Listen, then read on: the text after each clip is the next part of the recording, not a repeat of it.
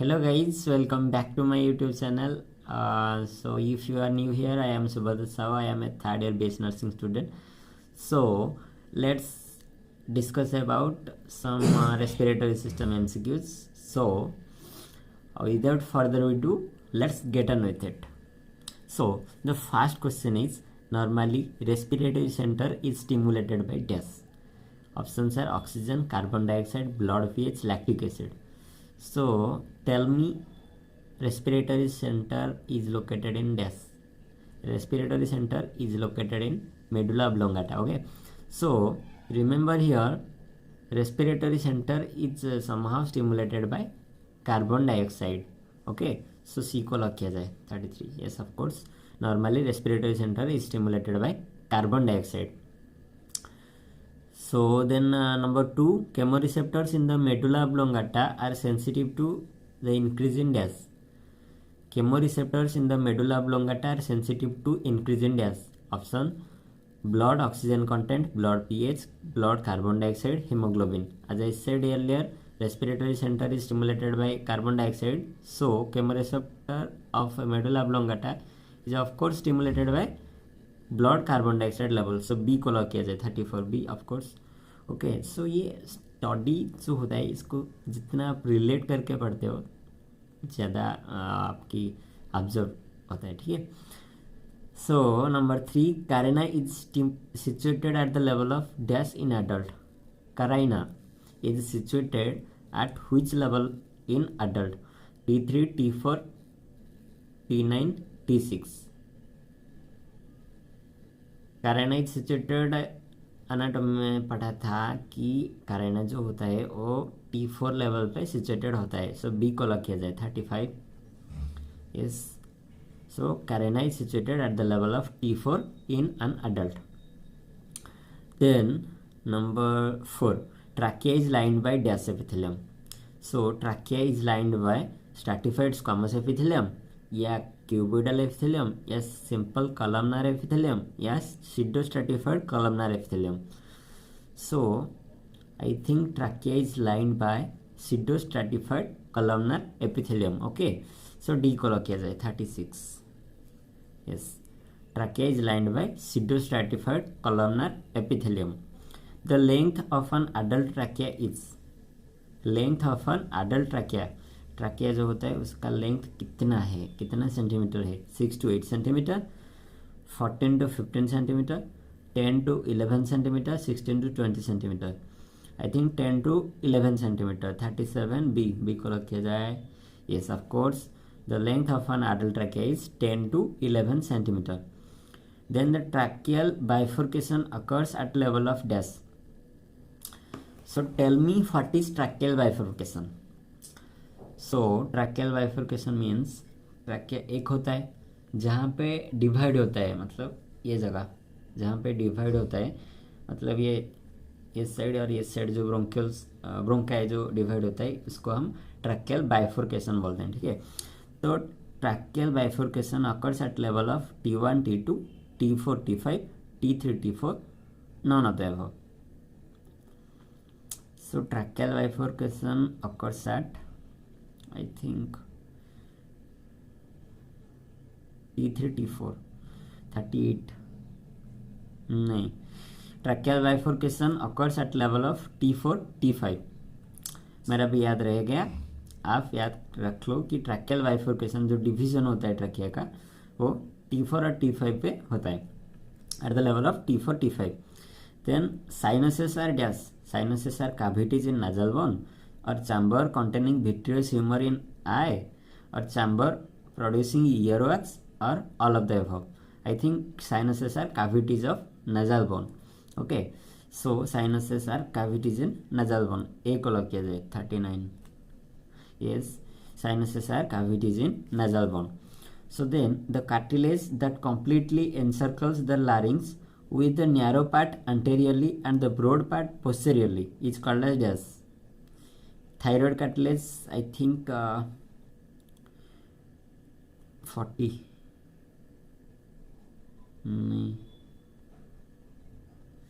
Cricoid cartilage, the cartilage that completely encircles larynx with a narrow part anteriorly and broad part posteriorly is called as cricoid cartilage. इसको याद रखना है. The cartilage that completely encircles the larynx with the narrow part anteriorly and the broad part posteriorly is called as cricoid cartilage. So rational explanation here. The thyroid cartilage is a hyaline cartilage structure that sits in front of larynx and above the thyroid gland. The arytenoid cartilage are a pair of small three-sided pyramids which form the part of larynx to which the vocal folds are attached. The epiglottis is a flap-like structure in the throat which keeps food from entering the windpipe and the lungs. You know that epiglottis is a passage. ठीक है. So then number 41. Tracheostomy is usually performed between the tracheal rings of cartilage of second and third, fourth and fifth, third and fourth, all of the above.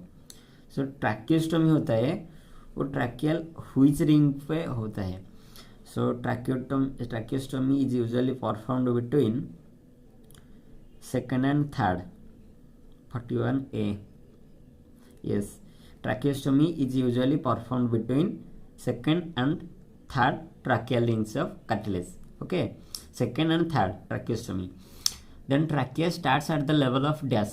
You know that behind the trachea or respiratory passage there is vertebral column. Okay, cervical vertebra 7, thoracic vertebra 12 and lumbar 5. ठीक है. So trachea starts at the level of fourth cervical vertebra, sixth cervical vertebra, fifth cervical vertebra, yes, seventh cervical vertebra. So I think sixth cervical vertebra trachea starts. Trachea starts at the level of sixth cervical vertebra. C को लग किया जाए 42. ठीक है. तो trachea starts at the level of sixth cervical vertebra. So we have completed anatomy and physiology of upper respiratory system. Let's get to the point of view of lower respiratory system. So the first question is muscles used in respiration are all except. जो accept वाला question होता है difficult होता है. ठीक है, तो ध्यान से सुनिए. Muscles used in respiration are all except. इसका मतलब क्या है? इसका मतलब ये है कि रेस्पिरेशन में ये सब मसल्स यूज होता है किसको छोड़ के. ठीक है. So options are internal intercostal muscles, external intercostal muscles, diaphragm and sternocleidomastoid muscle. ठीक है. तो इंटरनल इंटरकोस्टल मसल्स यूज होता है, एक्सटर्नली इंटरकोस्टल मसल भी यूज होता है, डायफ्राम तो मेन मसल होता है. ठीक है. तो आई थिंक स्टर्नोक्लेडोमास्टोइड मसल, स्टर्नोक्लेडोमास्टोइड भी यूज होता है somehow. It helps but it directly does not takes part in active participation in respiration. ठीक है. तो आई थिंक डी को लग किया जाए 43. Yes, so muscle used in respiration are all except sternocleidomastoid. The nerve which supplies the diaphragm is supplied by which nerve? Diaphragmatic nerve, radial nerve, phrenic nerve, sciatic nerve. भाई ये जो phrenic word होता है ये कहीं ना कहीं diaphragm से रिलेटेड होता है, इसको याद रखना है आपको. ठीक है. तो the nerve which supplies the diaphragm is phrenic nerve. Option B को लग किया जाए 44. Yes of course. Then blood supply of lungs are dash. जो ब्लड सप्लाई होता है लंग्स को by which artery? pulmonary artery, bronchial artery, pulmonary vein, all of the above. Blood supply मतलब ये सिर्फ आर्टरी वाला खेल नहीं है, ये आर्टरी वाला और वेन वाला दोनों का. ठीक है. तो blood supply of lungs are through all the above, pulmonary artery, bronchial artery, pulmonary vein also. D को लग के जाए 45. yes of course, blood supply of lungs supplied by these three. Which among the following activity helps in the production of surfactant? तो आपको पता है surfactant क्या होता है? मैं बताता हूँ.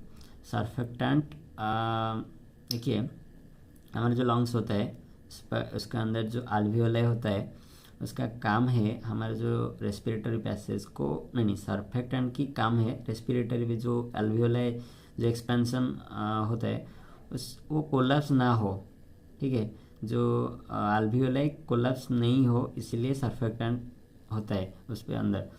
तो जो सर्फेक्टेंट है उसका हम कैसे इम्प्रूव करें सो दैट एल्वियोलाई हमारा कोलैप्स ना हो जाए। तो मतलब जो ऑब्स्ट्रक्टिव पेशेंट होते हैं, जो रेस्पिरेटरी कॉम्प्रोमाइज वाला पेशेंट होते हैं, उनको हम क्या एडवाइस करें? Which among the following activity helps in production of surfactant? Taking deep breath, strenuous exercise, coughing exercise या range of motion exercise? I think taking deep breaths helps in the production of surfactant. एक और क्या जाए 46 ये yes, taking deep breaths helps in active production of surfactant. Then the artery that supply blood to the diaphragm is called as dash artery. Which artery supply to diaphragm? Options are inferior mesenteric artery, inferior phrenic artery, suprarenal artery, celiac artery. भाई मैंने बोला था कि जो phrenic ward होता है वो कहीं ना कहीं रिलेटेड होता है डायफ्राम से, तो यहाँ आंसर हो जाएगा इन्फीरियर फ्रेनिक आर्टरी। सी को लग किया जाए 47C। Yes of course the artery that supply blood to the diaphragm is called as inferior phrenic artery. तो यहाँ एक्सप्लेनेशन पे कुछ लिखा है, उसको पढ़ लेते हैं। Inferior mesenteric artery supplies large intestine and upper part of rectum.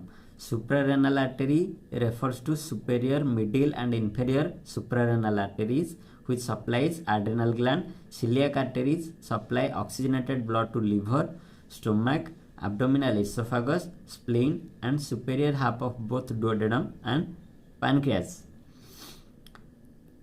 कुछ तो समझ में आया?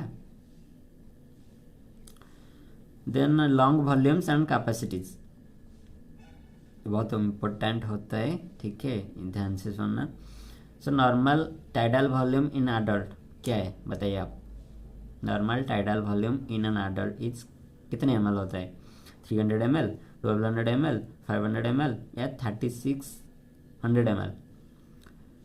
सो जो टाइडल वॉल्यूम वाला सवाल होता है उसका आंसर हमेशा 500 ml होता है, और जो कार्डियक आउटबीट भी होता है 1 मिनट में वो भी 500 ml होता है। So normal tidal volume in an adult is about 500 ml. Which of the following lung volume is the base of functioning of Helmholtz maneuver? Helmholtz maneuver is otherwise known as क्या है? Abdominal thrust. So क्या होता है, मतलब जो हम जब intake करते हैं कुछ, तो कुछ खाना वाना या वाटर वगैरह अटक जाता है यहाँ पे इस लेवल पे। सो हमें क्या करना है, जो पर्सन है उसको जोर से पकड़ के झटके से एक मतलब ऐसे ऐसे कर देना है, तो उसका हम करते हैं हेलमिच मैन्यूवर। सो इसको हम एब्डोमिनल थ्रस्ट भी बोलते हैं। So what is the purpose behind abdominal thrust और हेलमिच मैन्यूवर? फर्स्ट ऑप्शन है tidal volume, residual volume, inspiratory reserve volume, total lung capacity. जो लंग वॉल्यूम होता है उसमें हम कौन सी लंग वॉल्यूम हम यूज करके ये जो एब्डोमिनल थ्रस्ट है उसका हम काम करते हैं। सो मुझे लगता है रेसिजुअल वॉल्यूम, मतलब जोर से जो झटका लगेगा तो जो रेसिजुअल वॉल्यूम होगा लंग्स पे तो वही बाहर निकल आएगा, तो जो भी अटक गया होगा इस लेवल पे तो बाहर आ जाएगा, ठीक है। So 49C is my guess is correct.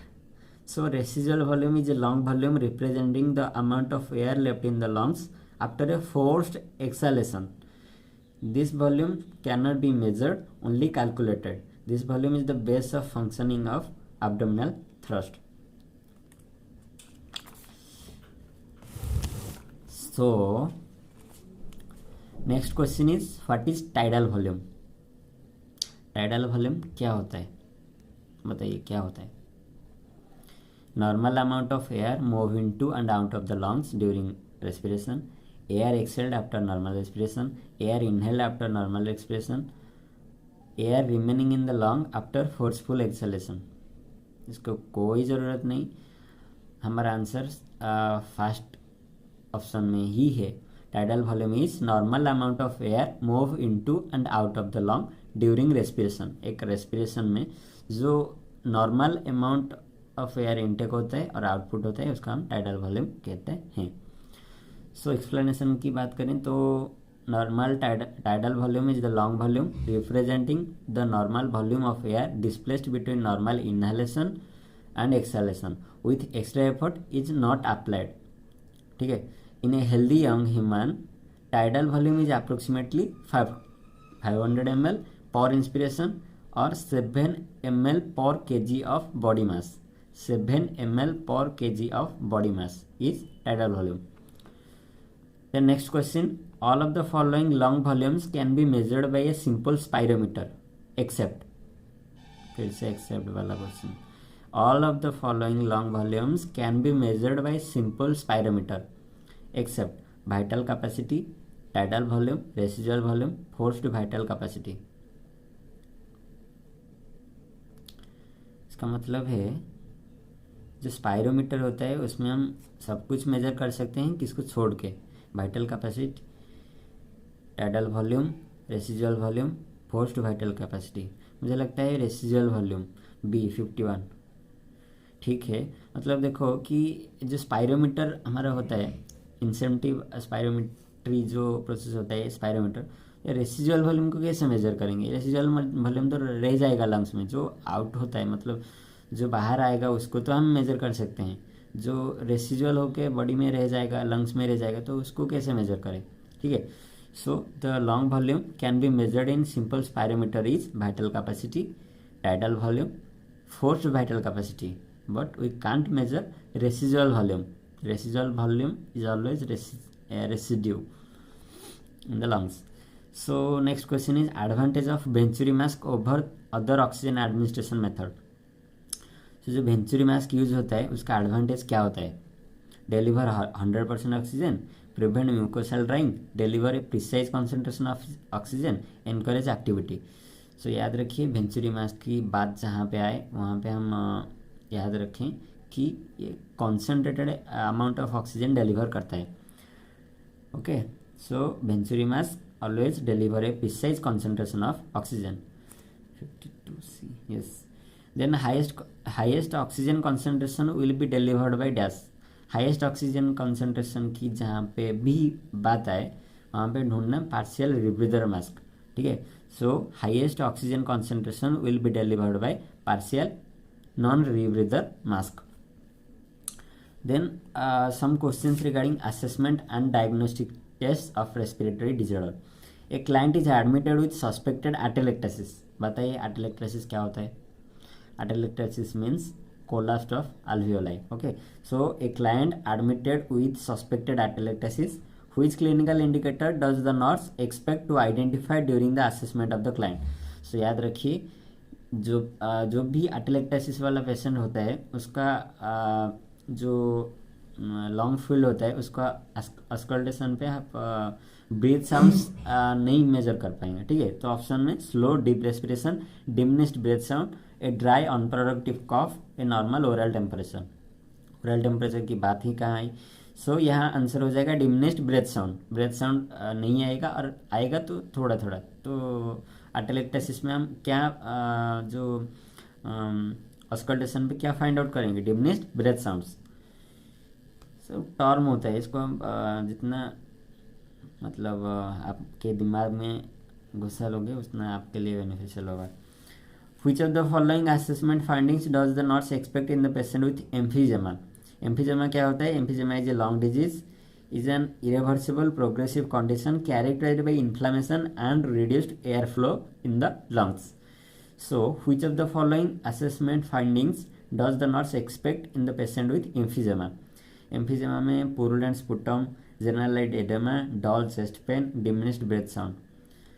So it is a irreversible condition. I said that a reduced airflow to the lungs occurs, so that option D will be correct, that is diminished breath sounds। 55 D को lock किया जाए। Yes, of course, in emphysema the finding is diminished breath sounds. The laboratory result should alert the nurse to perform further assessment on a patient admitted with respiratory distress. Question पूछ रहा है कि एक respiratory distress वाला patient admitted है, उसका कौन सा फाइंडिंग आपको अलर्ट करता है. ठीक है, जो ऑप्शन में है PaCO2 greater than PaCO2 less than 50 mm of Hg, PaO2 less than 90 mm of Hg, HCO3 less than 27 milli equivalent per liter, SpO2 less than 90%. So you have to remember here three important normal ranges. ठीक है, so first of all PaCO2 partial pressure of carbon dioxide, ये होता है 35 to 45 mm of Hg, 35 to 45 mm of Hg PaCO2 का normal range. उसके बाद PaO2 partial pressure of oxygen, ये हमेशा 90 ग्रेटर देन 90 रहेगा, मतलब 75 से 100 है PaO2 का नॉर्मल रेंज. उसके बाद HCO3 का नॉर्मल रेंज 23 से 27 मिली इक्विवेलेंट पर लीटर रहेगा. So here SpO2 level is 90%. So it's not मतलब जो SpO2 होता है 90 नहीं 95 से 100 तक रहना पड़ेगा भाई. जो नर्स होता है वो ये अलर्ट हो जाएगा और ऑक्सीजन एडमिनिस्ट्रेशन के लिए तैयारी करेगा, इन्फॉर्म करेगा डॉक्टर्स को. ठीक है, तो उसके बाद the largest volume of air which can be expelled from the lungs during maximal expiration, tidal volume, residual volume, inspiratory reserve volume, expiratory reserve volume. ये एक साफ वाला क्वेश्चन है, आपको मतलब ये टर्म आना ही चाहिए. ठीक है, a largest volume of air which is expelled from the lungs during maximal expiration. Maximal expiration ही करता रहेगा इंसान, तो क्या निकल आएगा लंग्स से? फेफड़ा नहीं निकलेगा. एक्सपिरेटरी रिजर्व वॉल्यूम, जो रिजर्व वॉल्यूम होता है लंग्स पे, वो भी निकल आएगा. During maximal expiration expiratory reserve volume will be expelled out. So option D 57. Yes, of course, the largest volume of air which can be expelled from the lungs during maximal expiration is expiratory reserve volume. So the normal mean pulmonary artery pressure, normal mean pulmonary artery pressure is just 5 to 10 mm of Hg, 20 to 30 mm of Hg, 10 to 20 mm of Hg, 30 to 40 mm of Hg. So the normal mean pulmonary artery pressure is 10 to 20 mm of Hg, while the normal pulmonary artery pressure is 8 to 20 mm of Hg. Option है 10 to 20 है, so that we will select 10 to 20 mm of Hg. So explanation पढ़िए. Pulmonary blood pressure is normally a lot lower than the systemic blood pressure. Normally a lot lower than systemic blood pressure. Normally pulmonary artery pressure is about 8 to 20 mm of Hg at rest. If the pressure in the pulmonary artery is greater than 25 mm of Hg at rest and 30 mm of Hg during exercise, it is abnormally high and is called as pulmonary hypertension. जैसे हम बोलते हैं कि systemic में हमारा normal blood pressure आ जाए 120/80 mm of Hg, और जब एक्सीड होके 139/90 mm of Hg होता है, उसको हम हाइपरटेंशन बोलते हैं. वैसे ही अगर पल्मोनरी आर्टरी में प्रेशर 8 to 20 mm से ज़्यादा हो जाएगा, और जब 25 एट रेस्ट और एट एक्सरसाइज 30 से ज़्यादा हो जाएगा, तो उसको हम बोलेंगे pulmonary hypertension. Okay, so I think we have discussed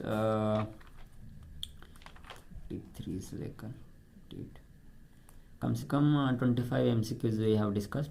So for today this much. If you have enjoyed, then thumbs up in my video and give me suitable comment, and if possible refer to your 2 friends, just 2 friends. Okay, thank you. For today this much. Bye bye.